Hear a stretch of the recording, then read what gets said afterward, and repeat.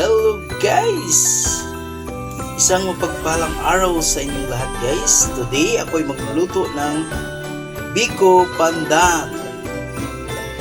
Biko with pandan leaves. Guys, oh.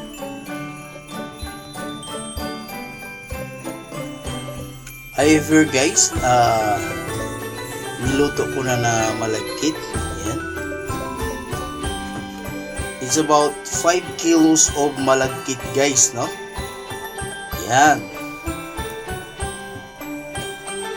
Ito guys, oh, yung ating kasama sa malagkit na ating niluto na guys, no?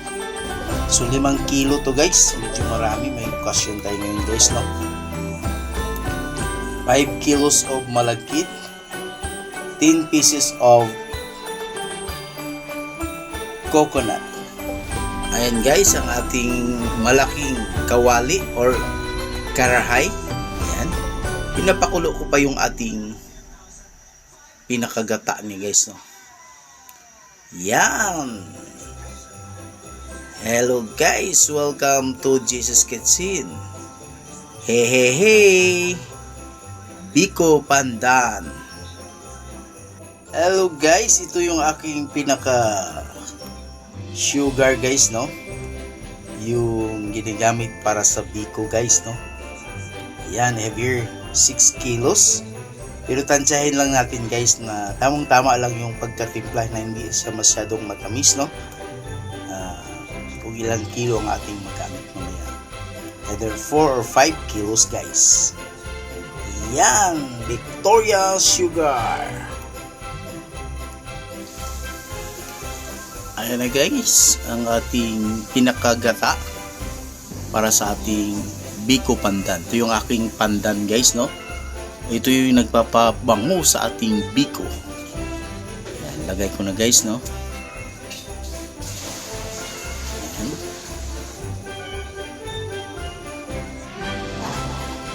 Okay, guys. Then we'll add our sugar guys, no? Yan. It's about 1 kilo muna. Yan.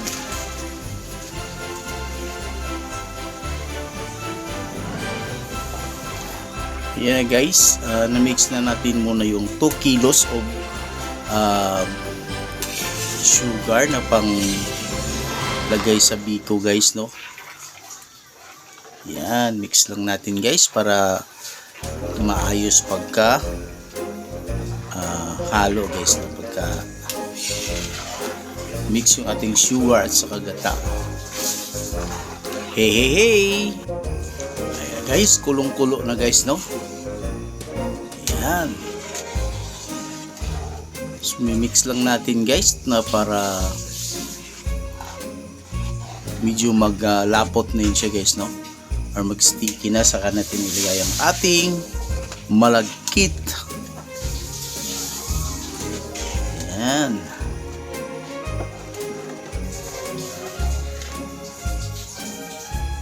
Yan yung dahon natin guys, so sa ating pandan, buko pandan, dahon. Biko pandan, I mean, biko pandan guys. Pandan leaves. Yes, so yan.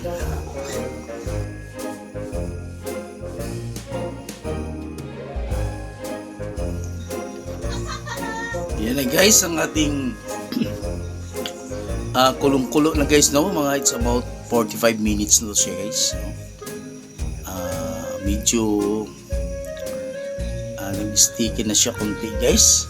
So ito yung aking buko pandan guys, pandan leaves. Tinanggal ko na muna bago siya lagyan ng ating malagkit guys. Bango ng pandan.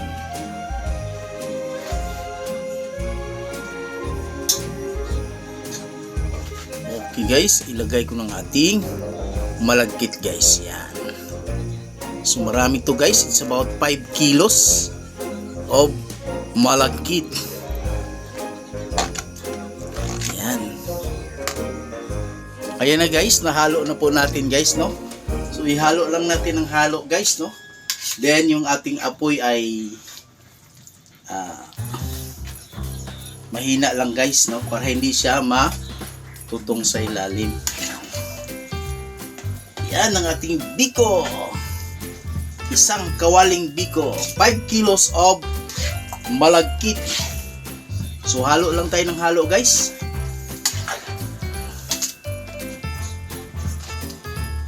Yan.